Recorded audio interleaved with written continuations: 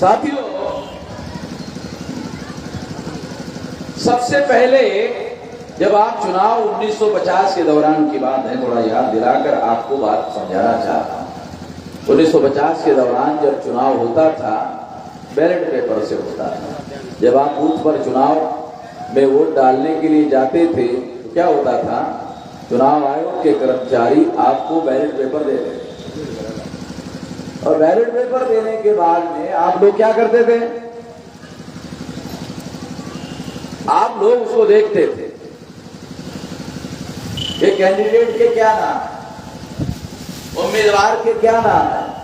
फिर देखते थे कि चुनाव निशान क्या है, तो चुनाव निशान देखते थे, गधा है, घोड़ा है, सुअर है, कुत्ता है। तो आप लोग जानते हैं ऐसे चुनाव निशान नहीं होते, मैं भी जानता हूं ऐसे चुनाव निशान नहीं होते। फिर मैं क्यों बता रहा हूं, समझाने के लिए बता रहा हूं, उदाहरण देने के लिए बता रहा हूं ताकि बात आपको समझ में आ जाए। फिर क्या होता था, फिर आप देखते थे इसको वोट दे, किसको वोट दे, किसको वोट दे, किसको वोट दे। तो फिर आप सोचते थे उस समय, चलो इस बार कुत्ते को वोट दे दिया जाए। और फिर आप क्या करते थे, मोहर उठाते, उस समय मोहर होती, मोहर उठाते, अरे शाही नहीं है। फिर आप क्या करते थे, इंक का पैड होता था, उसमें ऐसा लगा, हाँ इंक लग गई। फिर कुत्ता देखते थे, चुनाव निशान कहाँ है, यहाँ सबसे नीचे। फिर आप ऐसा लगा कर, हाँ लग गया है, बराबर लग गया है, जहां मैं लगाना चाहता हूं वही लग गया है। जिसके आंखों से कम दिखाई देता था वो चश्मा लगा देता था, ऐसे चश्मा लगा, बराबर लग गया है, लग गया है। ऐसा करके फिर आप लोग क्या करते थे, ऐसा फोल्ड करते थे, ऐसा फोल्ड करते थे। फिर छोटा फोल्ड करके बैलेट बॉक्स में डाल देते थे और डालने के बाद में निश्चित होकर घर में जाते थे कि मैंने जिस कुत्ते को वोट दिया है, मेरा वोट उसी कुत्ते के नाम पर जमा हो गया। आपको पूरी गारंटी होती थी, आपके मन में कोई भ्रांति नहीं होती थी और आप निश्चिंत होकर घर में जाते थे कि हाँ बराबर मैंने जिस कुत्ते को वोट दिया है इसी के नाम पर जमा हो। फिर ईवीएम आ गया, तो पहला हो ना, पहला तरीका। दूसरा तरीका क्या है, ईवीएम आ गया 2004 में। फिर आप वोट डालने के लिए गए और आपने ईवीएम में बटन दबाया, जैसे बैलेट पेपर पर चुनाव निशान दिखता था और उस पर मोहर लगा हुआ दिखाई देता था अपनी आंखों से, ईवीएम मशीन में आपने बटन दबाया 2004 को, आपके आंखों से दिखाई नहीं दिया कि आपका वोट कहां गया। आपने बटन तो दबाया मगर आपके आंखों से 2004 में दिखाई नहीं दिया। जब दिखाई नहीं दिया वोटर क्या कर, अरे सर मेरा वोट इधर उधर तो नहीं चला गया, देखता क्या देखता, अरे इधर उधर तो नहीं गिरा, इधर उधर तो दिख नहीं रहा है। चुनाव आयोग का कर्मचारी आया, उसको क्या कहता है, चुनाव आयोग का कर्मचारी आता, जब ये इधर उधर देखता तो चुनाव आयोग का कर्मचारी आकर उसको कहता, वोटर को कहता, हो गया, अच्छा हो गया, हाँ हो गया। उसको तो कुछ दिखाई नहीं। अब कर्मचारी बोल रहा है चुनाव आयोग का हो गया। फिर चुनाव आयोग के कर्मचारी ने पूछा किधर से आए थे, कहा इधर से आए, इधर जाओ जल्दी जाओ, हो गया जाओ, जैसे भगा दिया जाता है जाओ। तो वो सोचते हुए पता नहीं सारा मेरा वोट किसको दिखाई नहीं, जैसे बैलेट पेपर पर दिखता था उसे दिख नहीं रहा, पता नहीं सारा किसके नाम पर जमा हुआ कि नहीं। तो चला गया है अनिश्चित मन से। पता ही नहीं चला उसको वोट किसके नाम पर जमा हो गया। ये 2004 में हुआ, ये 2009 में हुआ। इसीलिए सुप्रीम कोर्ट ने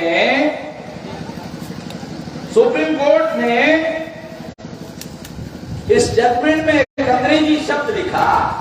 वो शब्द है ईवीएम मशीन पारदर्शी नहीं है, मतलब वोट किसके नाम पर जमा हुआ आंखों से दिखाई नहीं देता था, इसलिए सुप्रीम कोर्ट ने कहा ईवीएम मशीन पारदर्शी नहीं है। रिकॉर्ड में, जजमेंट में। और जब ये ईवीएम मशीन दिखाई नहीं देने वाला वोट जो है, वो वोटर जो है कंफ्यूज होकर भ्रांतिपूर्ण विचार के आधार पर घर में चला जाता है। और इसी के आधार पर डाटा कलेक्ट करके मामला सुप्रीम कोर्ट में गया था। और इसी के आधार पर सुप्रीम कोर्ट ने 8 अक्टूबर 2013 को निर्णय दिया था कि ईवीएम मशीन के द्वारा फ्री, फेयर एंड ट्रांसपेरेंट चुनाव नहीं हो सकता। ईवीएम में घोटाला होकर के चुनाव हो रहा है, घोटाले को रोकना होगा। रोकने के लिए सुप्रीम कोर्ट ने पेपर ट्रेल मशीन लगाया। अब तीसरी मशीन आ गई, तीसरा तरीका आ गया चुनाव का। ईवीएम के अलावा अब पेपर ट्रेल मशीन आ गई। अब पेपर ट्रेल मशीन 2014 में लगी। सुप्रीम कोर्ट ने पेपर ट्रेल मशीन क्यों लगाई? घोटाला पकड़ने के लिए लगाई। घोटाला पकड़ने के लिए मशीन क्यों लगाई? क्योंकि ईवीएम में घोटाला करने वाले लोगों को पहले से मालूम होना चाहिए कि यदि हम ईवीएम में घोटाला करते हैं तो पेपर ट्रेल में पकड़ा जाए। ईवीएम में अगर घोटाला करते हैं पेपर ट्रेल में पकड़ा जाएगा। चोर को पहले ही मालूम होना चाहिए कि ईवीएम में घोटाला करते हैं तो पेपर ट्रेल में पकड़ा जाएगा। ये पहले से अगर चोर को मालूम होता है तो चोर क्या करेगा? अरे जब पकड़ा ही जाएगा तो साला करने का क्या मतलब? जब ईवीएम का घोटाला पेपर ट्रेल में पकड़ा जाएगा तो मेरे घोटाला करने का क्या मतलब है? घोटाला करने से तो कोई फायदा नहीं होगा, बल्कि खतरा है। हम घोटाला करेंगे, घोटाला पेपर ट्रेल पकड़ेगा साला जेल हो जाएगी। सुप्रीम कोर्ट ने घोटाला पकड़ने वाली मशीन लगाया पेपर ट्रेल।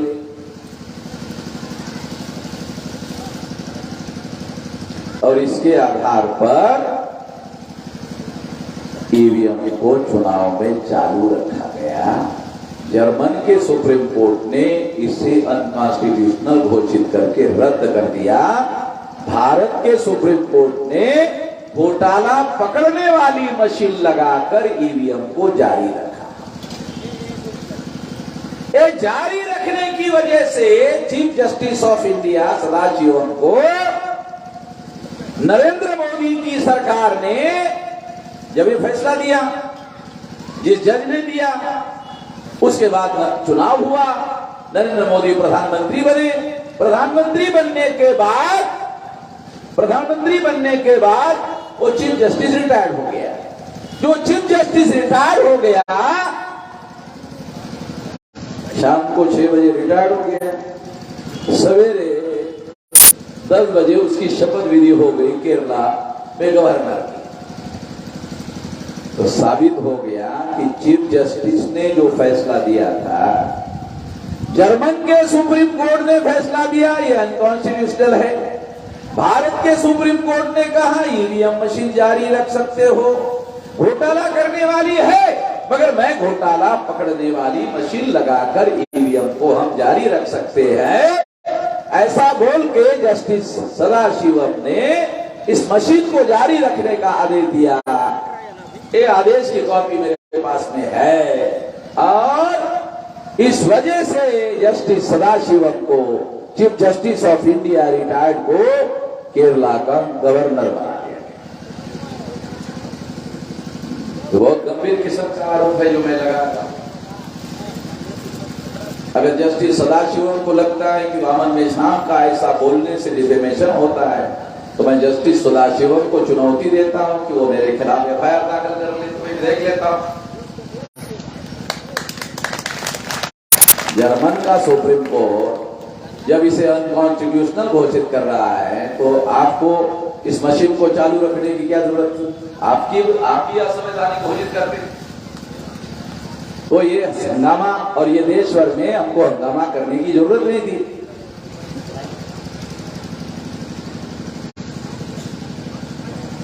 तो इस तरह से इस बात को हम लोगों को जानने की, हमको समझने की जरूरत है। ये बहुत भयंकर मामला चल रहा है देश में। और इस तरह से साथियों ईवीएम मशीन जारी रखी गई, मगर घोटाला पकड़ने वाली मशीन लगाकर जारी रखा गया। आदेश है सुप्रीम कोर्ट का, घोटाला पकड़ने वाली मशीन लगाकर इस मशीन को जारी रखा जा सकता है, मगर चुनाव आयोग ने 0.33% लगाया 14 को, जिसमें चोरी पकड़ी नहीं जा सकती। 14 को, 15 को, 16 को लगभग 99.67% ईवीएम मशीन नहीं लगाया। सुप्रीम कोर्ट का आदेश होने के बावजूद भी नहीं लगाया। इस वजह से 14 में घोटाला हुआ और घोटाला होके, घोटाला करके नरेंद्र मोदी प्रधानमंत्री बने। ये जो नरेंद्र मोदी है, एक घोटाला करके 2014 में प्रधानमंत्री बना हुआ है। नरेंद्र मोदी को लोग कहते हैं बहुत ताकतवर प्रधानमंत्री है। अरे चोरों का सरदार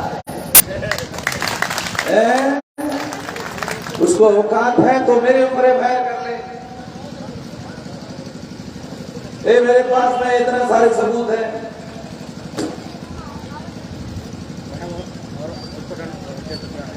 नरेंद्र मोदी को भी मालूम है मेरे पास सबूत है। नरेंद्र मोदी को भी मालूम है मेरे पास सबूत है। और मैं कोई वामन मेश्राम कोई इंडिविजुअल आदमी थोड़ी है। वामन मेश्राम नेशनल प्रेसिडेंट वामन मेश्राम है भाई। तू प्रधानमंत्री है तो मैं कोई अहरिया गहरिया नत्थू गहरिया थोड़ी हूँ।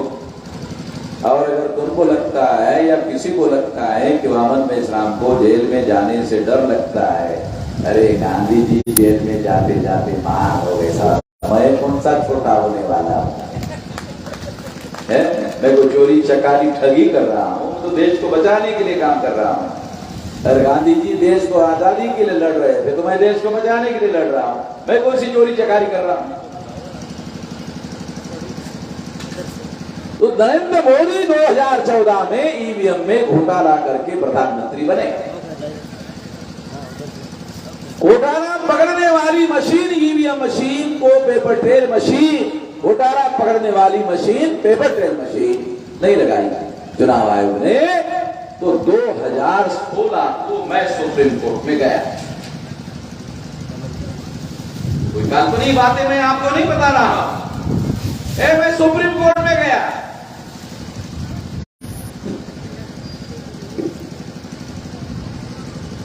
और सुप्रीम कोर्ट को कहा कि आपने आदेश दिया था, आपने कहा था कि ईवीएम से घोटाला होता है और घोटाला रोकने के लिए पेपर ट्रेल मशीन लगाना होगा। पेपर ट्रेल मशीन लगेगी तो ही घोटाला रुकेगा। चुनाव आयोग ने घोटाला पकड़ने वाली मशीन नहीं लगाया। 14 को नहीं लगाया, 15 को नहीं लगाया, 16 को नहीं लगाया। जब नहीं लगाया तो ईवीएम का घोटाला तो जारी है। आपने जो निर्णय दिया उसकी वजह से आपने कहा पेपर ट्रेल मशीन लगाने से घोटाला पकड़ा जाएगा।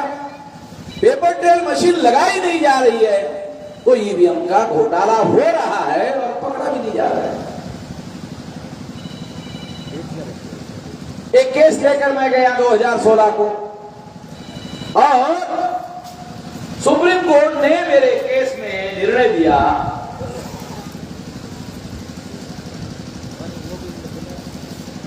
सुप्रीम कोर्ट के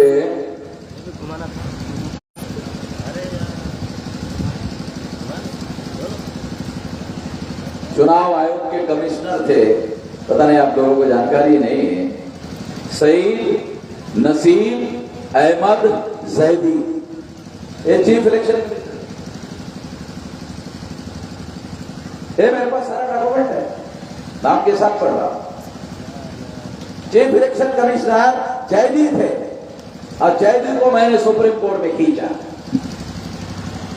और सुप्रीम कोर्ट में जयदीप के विरोध में 24 अप्रैल 2017 को मेरे केस में निर्णय दिया कि जयदीप गलत है, जो चीफ इलेक्शन कमिश्नर गलत है और पेपर ट्रेल मशीन घोटाला पकड़ने वाली मशीन 2019 में लगाई जाएगी, 100% लगाई जाएगी।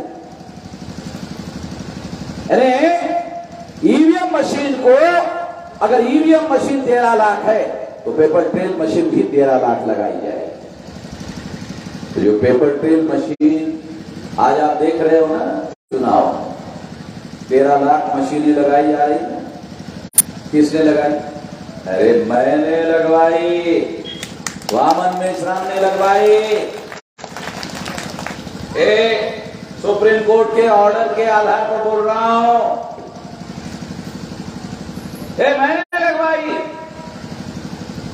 छोटी मोटी लड़ाई थोड़ी लड़ रहे हैं। मैंने लगवाई 13 लाख मशीनें, ईवीएम मशीन को घोटाला पकड़ने वाली मशीन मैंने लगवाई। जब मैंने लगवाई, नरेंद्र मोदी प्रधानमंत्री, नरेंद्र मोदी को मालूम हो गए तो वामन मेश्राम ने थोड़ा टांग अड़ा दिया। वामन मेश्राम ने टांग अड़ा दिया।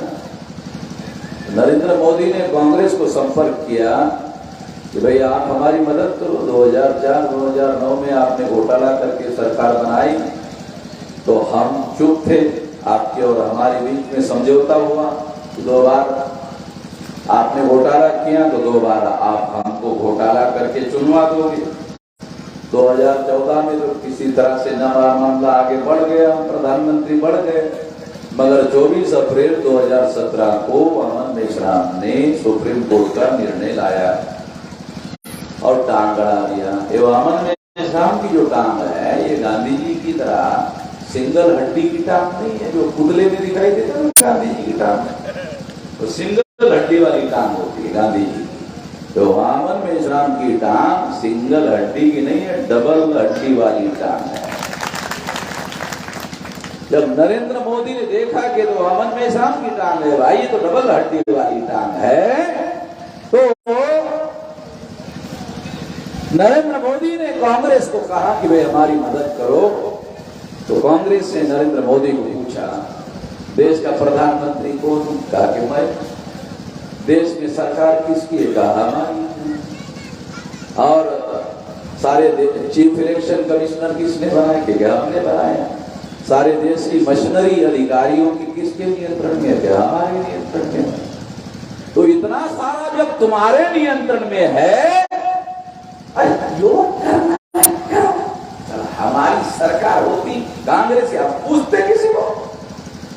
ऐसे ही थोड़ी हम लोगों को, सारे देश के लोग कांग्रेस को 2 नंबरी बोलते हैं। अरे 2 नंबरी लोग हैं हम लोग, तो ऐसे थोड़ी है। तुम भी करो। तो वामन मेश्राम की टांग है भाई, इतना आसान नहीं है। वामन मेश्राम कोई इंडिविजुअल थोड़ी है, ये तो बहुत राष्ट्रव्यापी संगठन है। 3.5 लाख लोग आरएसएस के हेडक्वार्टर में आरएसएस को घेरने के लिए लेके गया था। ये छोटा मोटा संगठन नहीं है, छोटा मोटा आंदोलन नहीं है।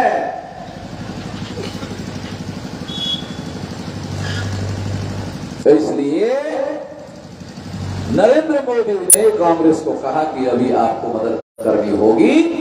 आपके और हमारे बीच में गुप्त समझौता है। 2 बार आपने घोटाला किया, हम चुप रहेंगे। 2 बार हम घोटाला करेंगे, आप चुप रहेंगे। तेरी भी चुप, मेरी भी चुप, चिड़ी चुप, कोई कुछ नहीं बोलेगा और जनता जनार्दन को मालूम नहीं होगा। अरे बोलेगा तो मालूम होगा, अब बोलेगा ही नहीं तो मालूम कहां से होगा? आदमी बोलेगा ही नहीं तो खबर कहां से आएगी? तो इसलिए साथियों, लोगों को मालूम नहीं हुआ, गुपचुप तरीके से इन्होंने करने का प्लान बनाया। तो हमने सुप्रीम कोर्ट का ऑर्डर लाकर 100% पेपर ट्रेल मशीन, घोटाला पकड़ने वाली मशीन लगाने का ऑर्डर दिया। कांग्रेस ने फरवरी 2019 को, जो मई 2019 को चुनाव था, कांग्रेस ने बीजेपी आरएसएस की मदद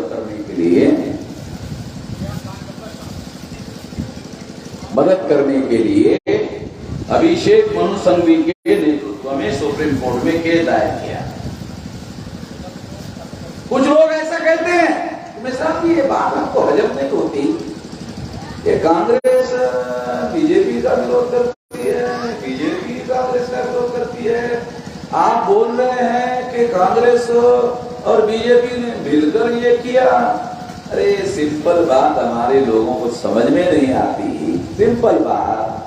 अरे जब कांग्रेस का घोटाला पकड़ा गया तो कांग्रेस को तो छक मार के उसकी मदद करना पड़ेगी ना। मजबूरी का नाम ना महात्मा गांधी होता है?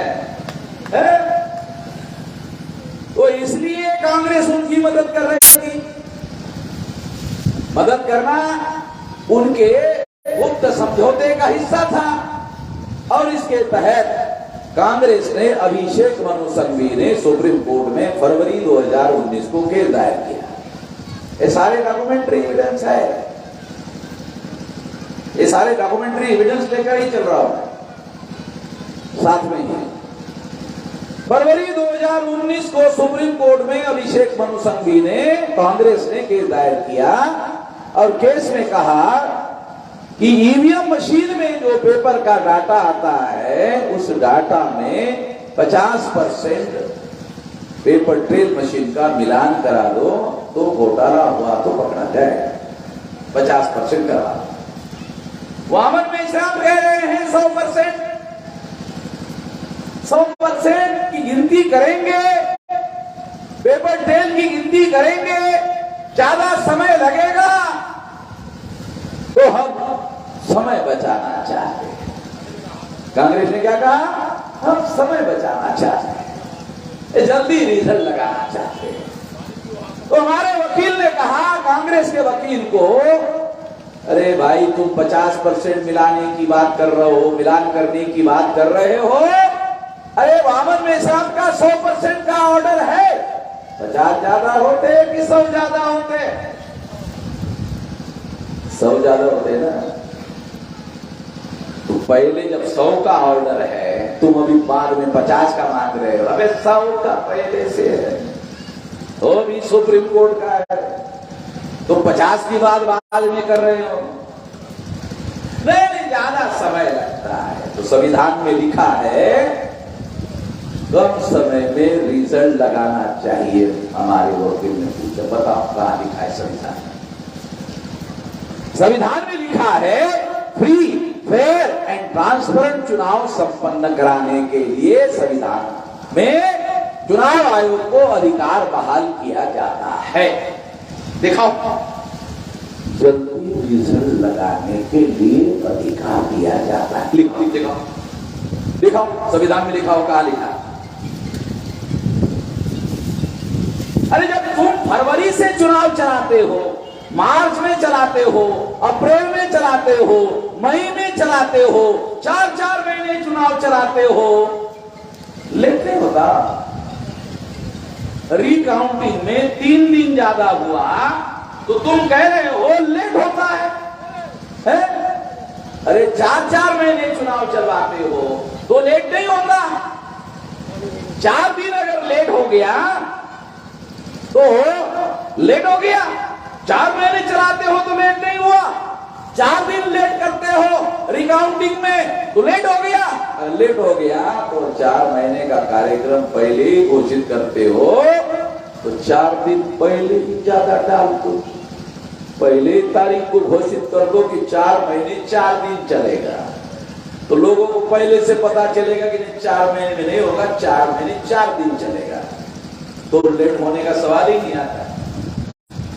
पहली बात तो यह है कि संविधान ने चुनाव आयोग को फ्री, फेयर एंड ट्रांसपेरेंट चुनाव संपन्न कराने का आदेश दिया, ईमानदारी से चुनाव करवाने का आदेश दिया, अधिकार दिया।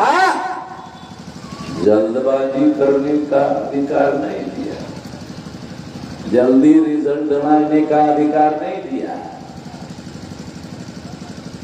ईमानदारी से चुनाव करवाने का अधिकार। चुनाव में, लोकतंत्र में ईमानदारी जरूरी है, लोकतंत्र में लोग महत्वपूर्ण है। अगर लोगों के वोटों से एमएलए एमपी चुनकर नहीं जाएगा, ईवीएम से जाएगा, लोकतंत्र खत्म हो जाएगा, ईवीएम तंत्र आ जाएगा। लोकतंत्र का रहेगा तो ईवीएम तंत्र हो जाएगा, लोक का अधिकार खत्म हो जाएगा। इसलिए जल्दबाजी से रिजल्ट लगाने का मामला ईमानदारी से नहीं हो सकता। ये सारी बातें सुप्रीम कोर्ट में कांग्रेस के लोगों के द्वारा बीजेपी का समर्थन करने के लिए गुप्त समझौते का हिस्सा था। और जब हमारे वकील ने सुप्रीम कोर्ट में काउंटर किया तो चीफ जस्टिस थे रंजन गोगोई। रंजन गोगोई ने ये बात जो है एंटरटेन क्यों की? रंजन गोगोई कर सकते थे कि ये मामला तो हमने पहले ही सेटल कर दिया है, हमने 8 अक्टूबर 2013 को सेटल कर दिया और उसी निर्णय को हमने रिअफर्म किया 24 अप्रैल 2017 को, उसी निर्णय को। अब दोबारा फैसला देने की जरूरत नहीं है, एक बार फैसला दिया जा चुका है। उस केस को जस्टिस गोगोई एंटरटेन करने से मना कर सकते थे कि इसका फैसला हो गया है, दोबारा फैसला नहीं किया जाएगा। चीफ जस्टिस ने ऐसा नहीं किया, रंजन गोगोई ने ऐसा नहीं किया, क्योंकि रंजन गोगोई पर एक औरत ने विनय भंग का आरोप लगाया। एक औरत ने विनय भंग का आरोप लगाया था। दूसरे नंबर का जो जस्टिस था, जस्टिस बोबड़े, शरद बोबड़े, जो आरएसएस का उसका दादा वकील विंग का संस्थापक अध्यक्ष था, उसका पोता दूसरे नंबर का जज था। उसकी अध्यक्षता में 7 जज का बेंच बैठा, उसने जस्टिस गोगोई को निर्दोष छोड़ दिया। जस्टिस पटनायक के नेतृत्व में उस औरत की जाग बिठाई, जस्टिस पटनायक ने भी उसको निर्दोष छोड़ दिया। यदि जस्टिस गोगोई निर्दोष थे तो इसका मतलब उस औरत ने झूठा आरोप लगाया। अगर उस औरत ने झूठा आरोप लगाया था तो उस औरत को दंड या सजा दिया जाना चाहिए था। उसको भी निर्दोष क्यों छोड़ दिया? जब उसको भी निर्दोष छोड़ दिया तो हमें समझ में आया कि पर्दे के पीछे ये सारा बनाव किया गया, खेल किया गया, ये सारा षड्यंत्रकारी खेल था।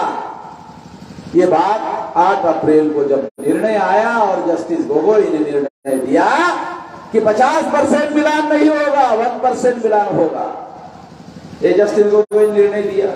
उसी जस्टिस गोगोई को बीजेपी के आरएसएस के लोगों ने राज्यसभा का मेंबर बनाया।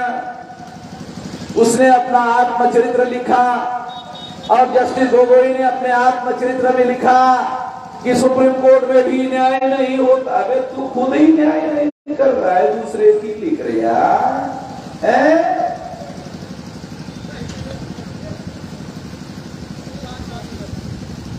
जब ऐसा फैसला आया 1% का तो नरेंद्र मोदी आरएसएस बीजेपी को लगा अब तो हम लोगों को चोरी करने से कोई नहीं रोक लगा, कोई रोक नहीं लगा सकता। वामन मेश्राम के निर्णय को हमने 1% के निर्णय के नीचे दबा दिया है और चुनाव आयोग अब ये 1% वाली बात करेगा, वामन मेश्राम को चुप रहना है। तो उन्होंने आरएसएस ने, बीजेपी ने, नरेंद्र मोदी ने क्या किया? जब चुनाव हुआ 2019 में तो क्या किया? उनके कार्यकर्ताओं को, आरएसएस को, बीजेपी को कहा वोट देने के लिए जाओ तो ना, एक वोट नहीं देने का, वोट पूछने वाला है, कांग्रेस ने तो मान लिया है। तो क्या किया आरएसएस बीजेपी के कार्यकर्ताओं ने? क्या किया?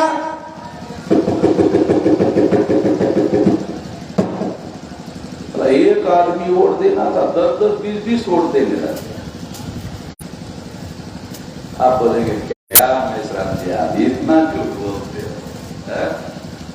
आप लोगों को ऐसा लग रहा है ऐसा कैसे हो सकता है? अरे ले सब बगैर सबूत के थोड़ी ना बोलता हूं मैं। जिसका बोला मेरे पास सबूत नहीं है, वो बात मैं बोलता ही नहीं हो। सबूत नहीं मिला, सारे लंदन जाकर लाता, भारत में नहीं मिला तो लंदन में जाकर लाता हूं कि ब्राह्मण लोगों के सबूत जो है ना वो अंग्रेज लोग लेकर गए हुए उधर, मुझे मालूम है, मैं गया जाके देख के आया। तो नरेंद्र मोदी का उदाहरण है। नरेंद्र मोदी वाराणसी में चुनाव लड़ रहे थे, एग्जाम्पल के तौर पर 11 लाख लोगों ने वोट डाले, मशीन से कितना निकलना चाहिए? 11 लाख निकलना चाहिए ना। 11 लाख लोगों ने वोट डाले, मशीन से 11 लाख निकलने चाहिए थे, मशीन से कितने निकले? 12,87,000। 12,87,000 हो गया, साबित हो गया, हो गया कि साबित? आरएसएस बीजेपी के लोगों ने अपने लोगों को कहा एक आदमी वोट देने के लिए जाओ, 10-10 बार साबित आया, ज्यादा वोट तो निकले। तो इस तरह से नरेंद्र मोदी 1,87,000 वोट ज्यादा लेकर के चुनाव जीत गया।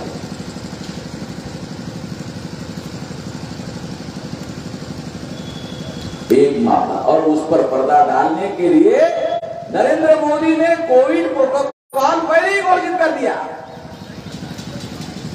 एक कोविड प्रोटोकॉल जो है, इस पर पर्दा डालने के लिए नरेंद्र मोदी ने ऐसा किया था, और कोविड का कार्यक्रम 2 साल तक चलाकर कोई कुछ कर नहीं पाया, सुप्रीम कोर्ट भी बनता। ये सारा खेल जो है योजनाबद्ध तरीके से चलाया गया। 24 सितंबर 2019 को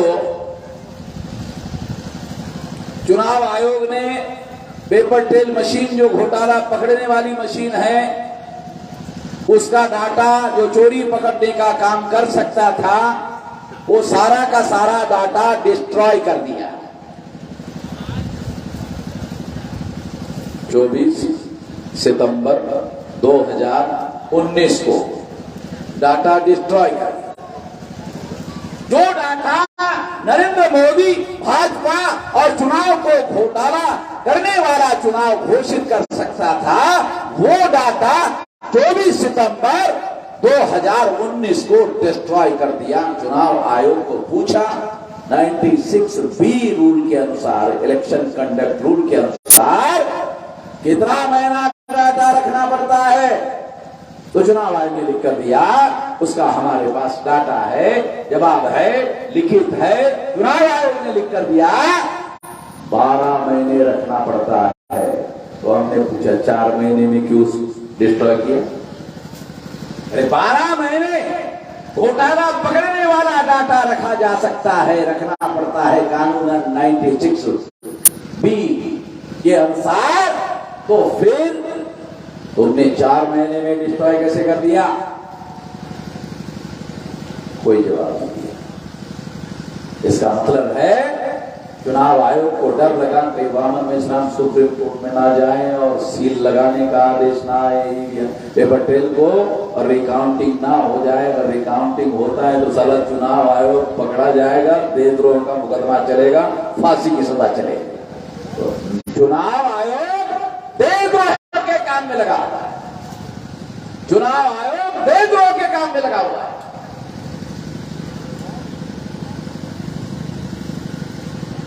इतना भयंकर काम। इसलिए साथियों, इसे रोकना होगा। एक बात कहकर मैं अपनी बात समाप्त करना चाहूंगा।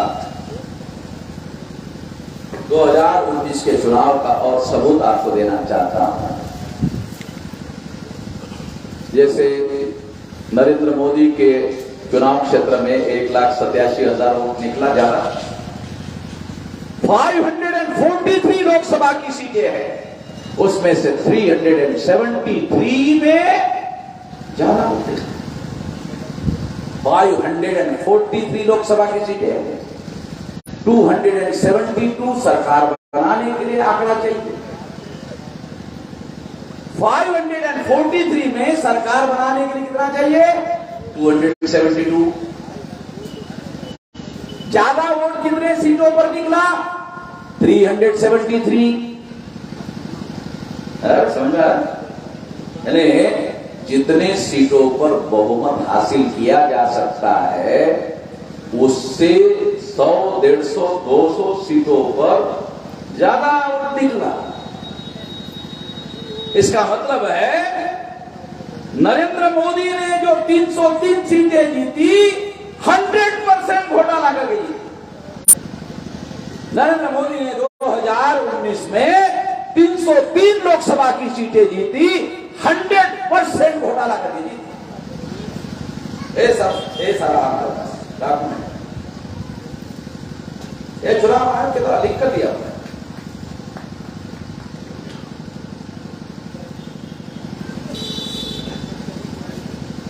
इसलिए साथियों इसे रोकना होगा। रोकने के लिए क्या करना होगा? तो रोकने के लिए सबसे पहले तो जनता को मालूम होना चाहिए कि ईवीएम में घोटाला होता है। जनता को मालूम ही नहीं है। 8 अक्टूबर 2013 को सुप्रीम कोर्ट ने कहा घोटाला होता है। अगर सुप्रीम कोर्ट ने कहा घोटाला होता है तो अखबार वालों ने खबर क्यों नहीं छापी? टीवी वालों ने खबर क्यों नहीं दी? अगर अखबार वालों ने, टीवी वालों ने खबर दी होती तो मुझे ये कार्यक्रम करने की क्या जरूरत थी? जनता जाग गई होती। जनता से छुपाया गया और छुपकर ये षड्यंत्र किया गया। दुनिया में जितने भी षड्यंत्र होते हैं वो छुपकर किए जाते हैं। इसमें भी छुपाने का तरीका अपनाया गया। तो इस तरह से एक घोटाले पर पर्दा डालने की कोशिश की गई। साथियों अब हमको रोकने के लिए क्या करना होगा, इसलिए पहली बात बताया।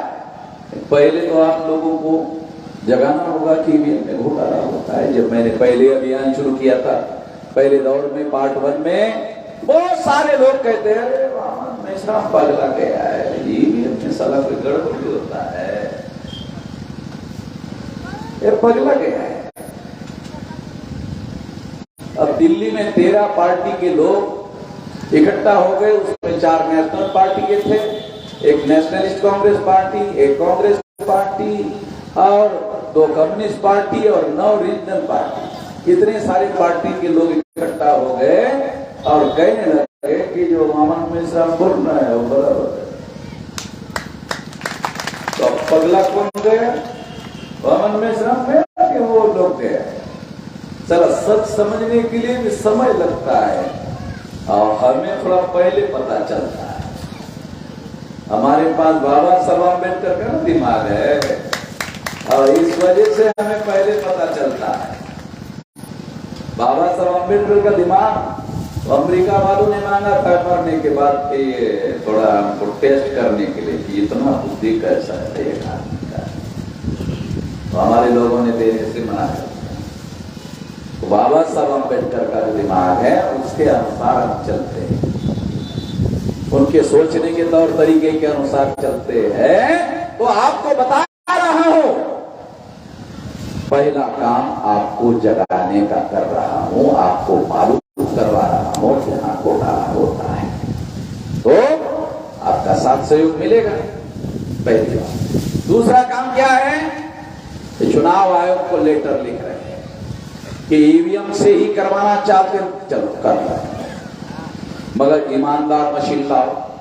घोटाला करने वाली मशीन लाते हो तो ईमानदार भी ला सकते हो, तो ईमानदार मशीन लाओ, ईवीएम मशीन से ही करवाओ, कोई बात नहीं है, हमारा कोई ऑब्जेक्शन नहीं है, ले लो ईवीएम से ले लो, मगर मशीन ईमानदार होनी चाहिए।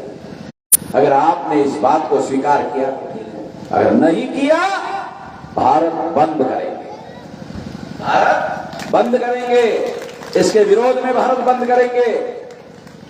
आप लोगों को जानकारी होगी, सीएए सिटीजनशिप अमेंडमेंट एक्ट के विरोध में हमने भारत बंद करवाया था।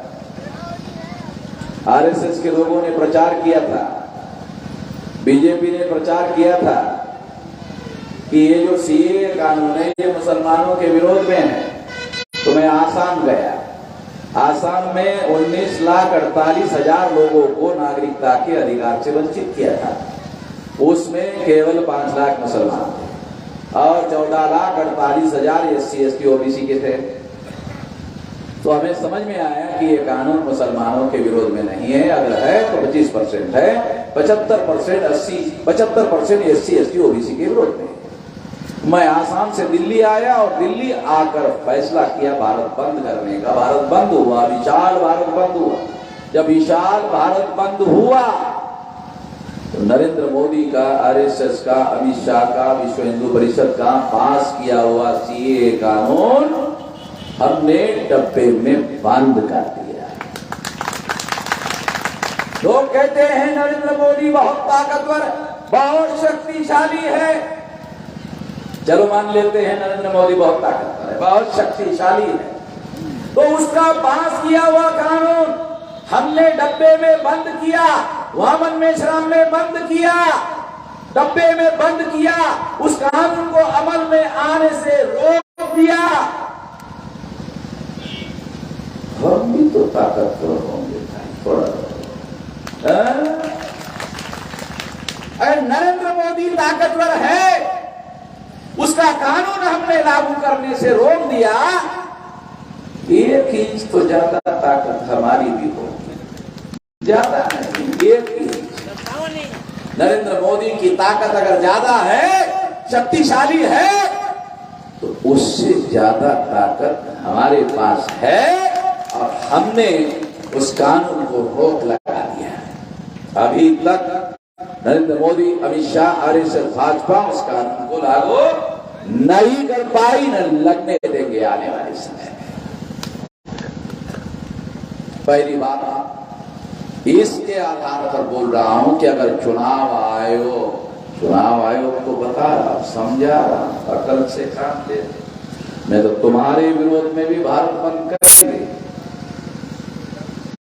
भारत बंद करने के बाद भी अगर चुनाव आयोग नहीं मानता है तो 2024 के चुनाव में EVM मशीन फोड़ेंगे।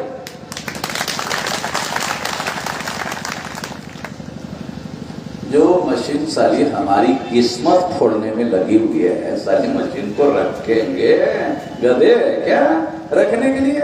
जो हमारी किस्मत को जो राजा बनाने का अधिकार दिया बाबा साहब अम्बेडकर ने, अरे वो अधिकार तुम छीन रहे हो, तो रख लेंगे, इतना आसानी से रहने देंगे?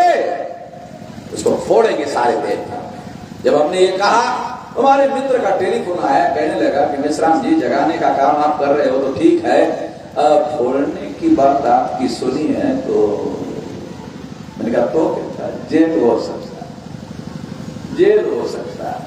हमने उसको पूछा, गांधी जी जेल में जाते जाते महान हो गए कि छोटे हो गए? क्या महान हो गए? तो हम जेल में जाएंगे तो हम कौन सा छोटे होंगे? हम भी ना महान हो जाएंगे। और अगर हम महान हो गए, गांधी जी महान हो गए थे, तो गांधी जी ने क्या किया? अंग्रेजों को कहा क्विट इंडिया, भारत छोड़ो। बोला था ना 9 अगस्त 1942, भारत छोड़ो करो। अंग्रेजों को भारत छोड़ना पड़ा था। अगर हमको भी जेल में डाल दिया तो हम, जैसे गांधी जी ने कहा अंग्रेजों भारत छोड़ो, तो हम कहेंगे पंडितों भारत छोड़ो।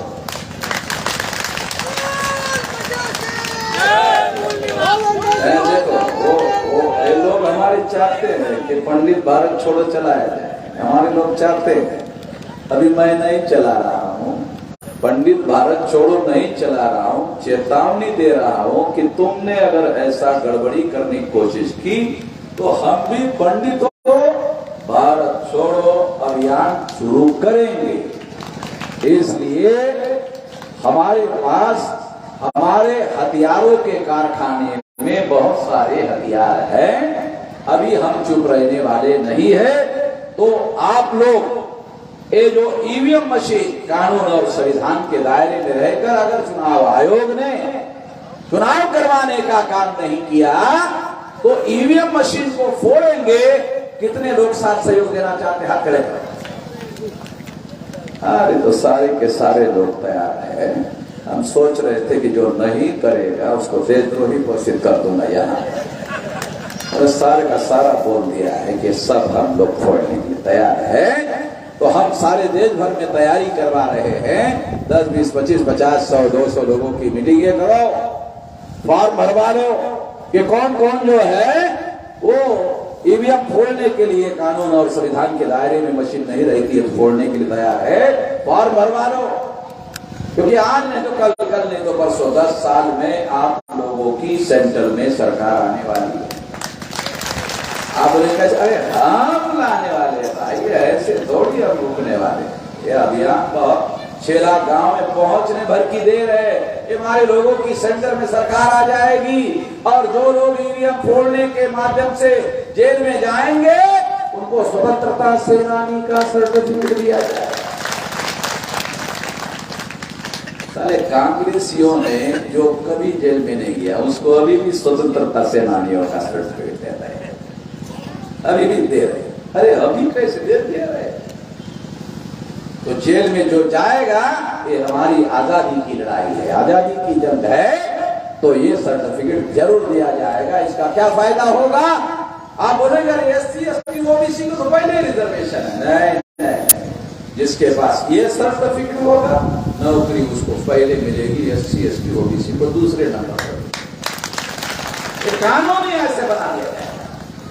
तो जो इस लड़ाई में साथ सहयोग करेंगे उन सभी लोगों का अभिनंदन है, नंदन है, अभिनंदन है। आपने हमारी बात सुनी, धन्यवाद।